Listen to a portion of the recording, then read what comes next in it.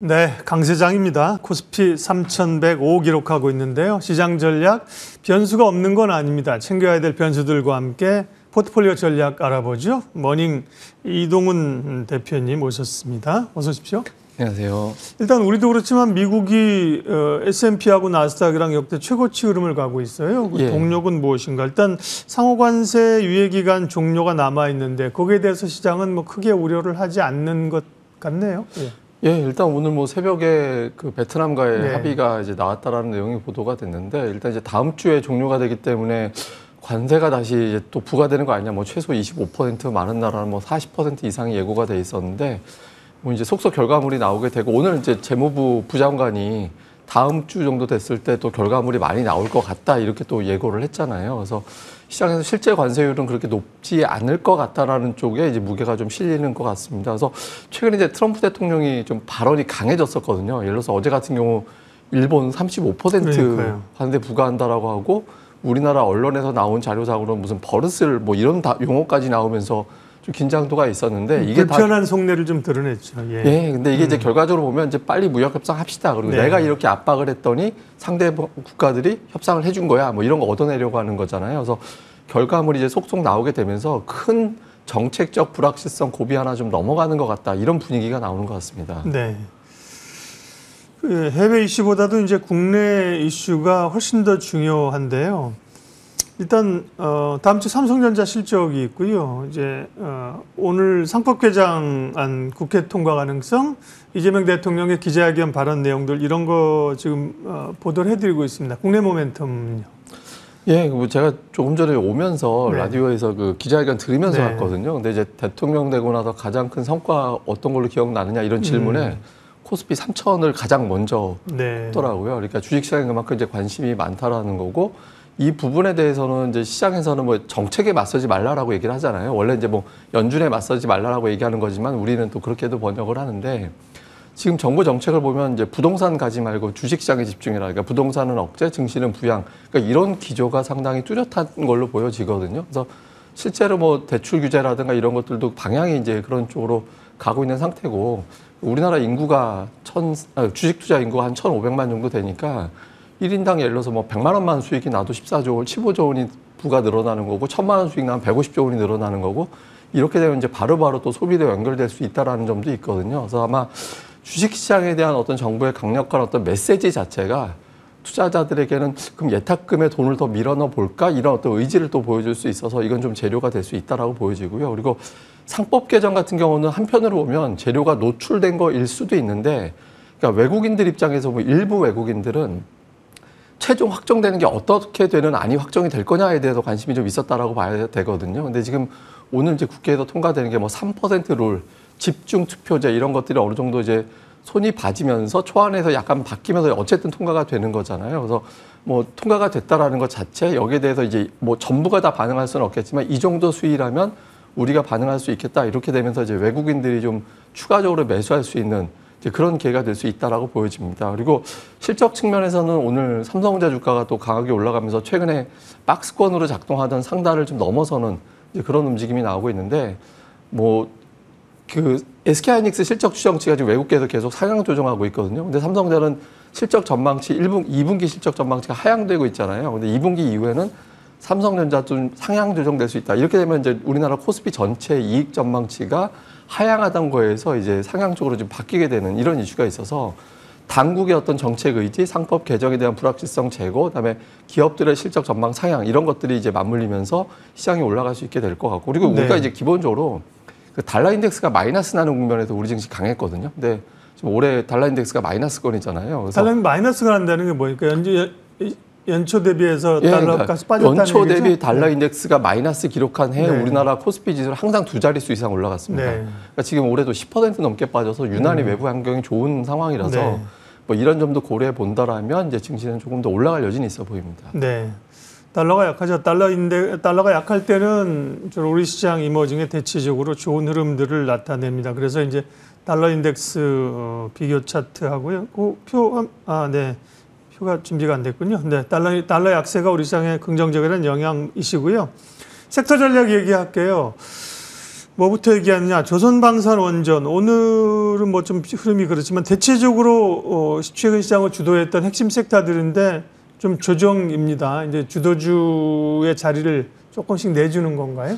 예, 그러니까 이 종목들이 올라갈 때 환경이, 그러니까 관세도 부담되고 이제 우리나라 기업들의 실적도 어떻게 될지 모르니까 좀 확실한 데 집중해 보자, 이렇게 되면서 이제 자금이 몰려갔던 건데 4월 이후 5월 넘어가면서부터 투자 환경이 바뀌었잖아요. 그러니까 우리 증시가 3천까지 올라가게 되고 이렇게 되면서 우리 시장 더 올라갈 수 있겠구나라는 기대감으로 바뀌게 되면서 그동안에 좀 많이 올랐던 종목들보다는 거기서 자금이 나와서 다른 쪽으로 이동하는 현상이 나오고 있는 걸로 보여지고요. 그리고 또 한 가지는 그러니까 재료가 다 알고 있는 재료들이거든요. 이제 놓고 본다라면 뭐 해외에서 수출 잘한다. 그다음에 이제 뭐 미국에서 어떤 LNG 수입해 올 거다. 뭐 이런 것들 다 알고 있는 재료라서 시장에서 알고 있는 재료가 반복되면 그거는 그냥 당일날 반영되는 거 이외에 추가적으로 반응될 게 별로 없다라고 볼 수도 있습니다. 그래서 시기적으로도 그렇고 외부 환경적으로도 그렇고 뭐 조방원이라고 우리가 보통 표현합니다만 이 관련된 종목군들은 이제는 산발적인 어떤 상승, 그러니까 뭐 그전 같이 연속적으로 올라가기보다는 좀 등락으로 바뀌는 국면으로 바뀌었다 이렇게 봐야겠습니다. 네.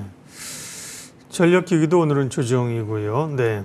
상법 개정안 관련된 거는 이제 오늘 뭐 국회를 통과할 수 있어 보이는 흐름들인데 역시 이것도 단기적으로 뉴스의 8월화가 될까요? 지주사나 증권이나 상법 개정 관련주 전략은요? 예, 이거는 조금 우리가 분리해서 볼 필요는 있는 것 같은데 일단 국내 투자자들한테는 재료 노출로 볼 겁니다. 그러니까 어제 같은 경우는 이제 지주회사들 많이 빠졌잖아요. 그러니까 그렇죠. 이거는 재료가 노출돼서에 대한 어떤 매도도 있었을 거고 어제 오전까지만 해도 3% 룰이 적용이 된다 안 된다 논란이 좀 있었습니다. 그래서 거기에 대한 어떤 실망성 매물도 같이 더해진 걸로 보여지는데 어쨌든 이거는 재료 자체는 거의 다 이제 소멸되는 단계로 볼 수 있거든요. 근데 다만 앞서 제가 이제 외국인들 시각에서는 조금 다르게 볼 수도 있다라고 말씀드렸었는데 어떤 형태로 적용이 될 거냐 확인하고 들어오자 이런 시각의 매수에도 좀 있을 겁니다. 그래서 향후에 보면 뭐 지주회사라든가 증권주들 많이 오르긴 했지만 PBR 관점에서 본다면 아직도 뭐 0.6, 0.7 이 정도 선에 있는 종목군들이 아직은 많이 있거든요. 그래서 이 안에서 좀 선별적으로 올라가는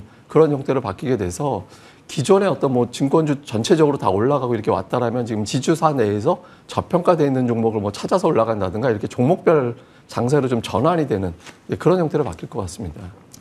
조선방산 원적 전력기기, 부담이 있다. 그리고 상법 개정안 관련된 것도 단기적으로 국내 증시에서는 조금 뉴스에 8월화가 나올 수 있다고 하면 그러면 이제 어디로 가야 돼요? 반도체?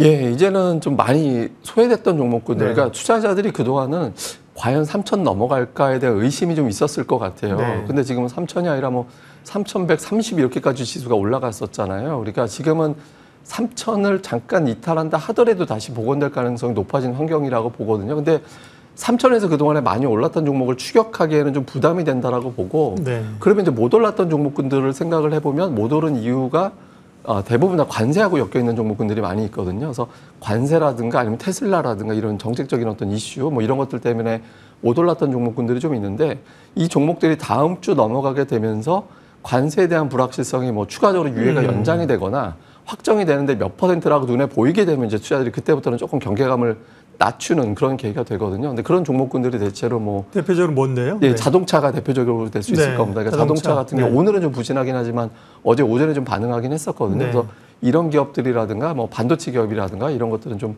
계속해서 주목해 보는 것도 필요할 것 같습니다. 2차 전지도 포스코홀딩스나 LG화학 이런 쪽으로 상당히 조금 이제 좀 기운이 몰리는 것 같은 느낌들이 확 드네요. 예, 맞습니다. 2차 전지도 지금 그동안 상당히 부진했는데 그 이면에는 이제 테슬라 영향이 많이 있었거든요. 근데 테슬라가 어제 부진한 2분기 인도량을 공개했음에도 불구하고 이제 주가가 올라갔잖아요. 그래서 이런 것들을 볼 때 이제 주가가 좋아진다라는 기대보다는 너무 많이 빠졌다라고 해서 가격 부담이 적다라는 측면에서 좀 접근해 볼 수 있는 쪽으로 시장에서 보는 것 같습니다. 그래서 뭐 앞서서 말씀드린 대로 지금부터는 조금 덜 오른 종목들, 투자들이 3,000포인트 올라갈 동안 좀 오르지 못한 종목들을 돌아가면서 움직일 수 있어서 뭐 2차 전지 포함해서 이렇게 소외된 종목군들은 계속 좀 주목을 해봐야겠습니다. 네, 자동차, 반도체, 2차 전지, 소외주 중심의 전략인데, 그럼 소외주 중심은 충분히 이제 키 맞추기나 지수 부담 때문에 이해는 되는데 결국은 시장이 강세장에서는 주도주가 끌고 가는 거잖아요. 이들 섹터들이 다음 3천, 다음 패러다임을 열 수 있는 건 아니지 않을까? 또 이런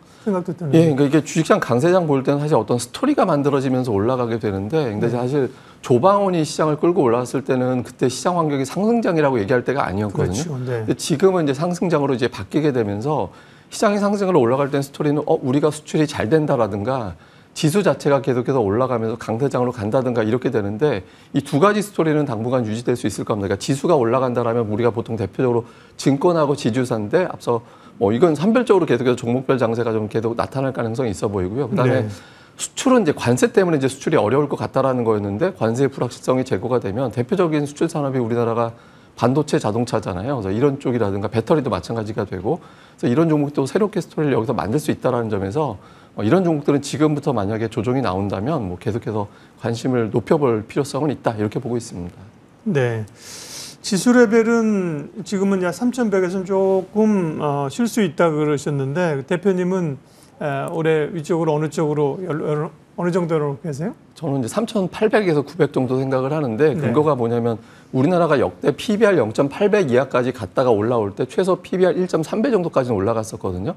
그리고 많이 올라갈 때는 저점 PBR에서 2배 정도 올라갔었는데, 2배 하면 지금 4천, 5천 나오니까 그건 너무 장기적이고, 보통 1.3배 정도까지 올라갈 수 있다라고 추정을 해보면 대략적으로 3,700에서 3,900 사이 나옵니다. 그래서 네. 그 정도까지는 시장이 내년도 상반기까지는 가능하지 않을까 보고 있습니다. 그러게요. 이전 같으면 약간 좀 근거 없는 허황된 그 지수대였는데, 지금은 이제 시장의 패러다임 구조가 바뀌면서 근거가 뒷받침되는 지수대들로 시장 투자자들의 인식이 바뀌고 있습니다.